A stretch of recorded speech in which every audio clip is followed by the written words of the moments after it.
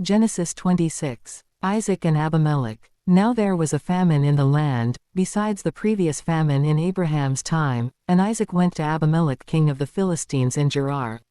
The Lord appeared to Isaac and said, "Do not go down to Egypt, live in the land where I tell you to live. Stay in this land for a while, and I will be with you and will bless you. For to you and your descendants I will give all these lands and will confirm the oath I swore to your father Abraham. I will make your descendants as numerous as the stars in the sky and will give them all these lands, and through your offspring all nations on earth will be blessed, because Abraham obeyed me and did everything I required of him, keeping my commands, my decrees and my instructions." So Isaac stayed in Gerar. When the men of that place asked him about his wife, he said, "She is my sister," because he was afraid to say, "She is my wife."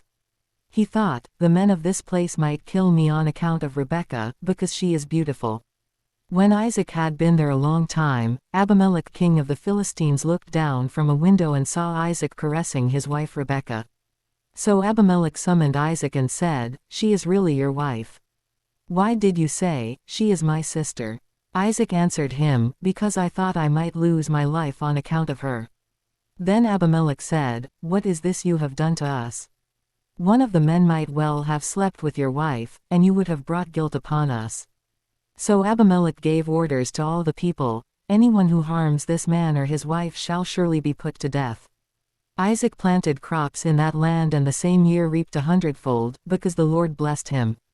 The man became rich, and his wealth continued to grow until he became very wealthy.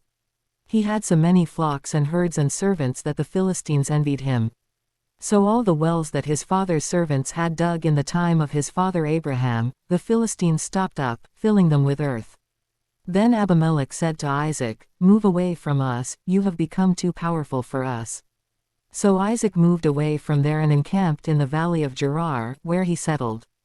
Isaac reopened the wells that had been dug in the time of his father Abraham, which the Philistines had stopped up after Abraham died, and he gave them the same names his father had given them.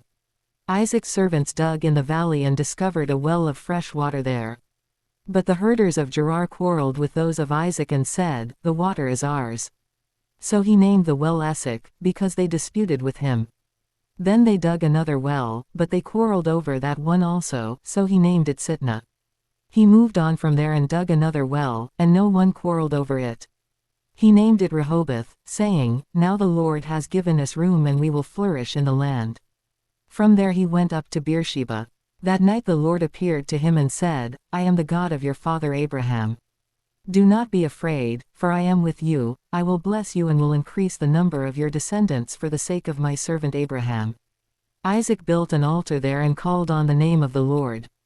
There he pitched his tent, and there his servants dug a well.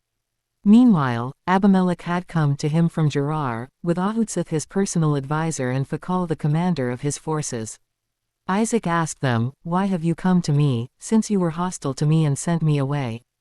They answered, "We saw clearly that the Lord was with you, so we said, there ought to be a sworn agreement between us and you. Let us make a treaty with you that you will do us no harm, just as we did not harm you but always treated you well and sent you away peacefully. And now you are blessed by the Lord." Isaac then made a feast for them, and they ate and drank. Early the next morning the men swore an oath to each other. Then Isaac sent them on their way, and they went away peacefully. That day Isaac's servants came and told him about the well they had dug. They said, "We've found water." He called it Sheba, and to this day the name of the town has been Beersheba. Jacob takes Esau's blessing. When Esau was 40 years old, he married Judith daughter of Beeri the Hittite, and also Basemath daughter of Elon the Hittite. They were a source of grief to Isaac and Rebekah.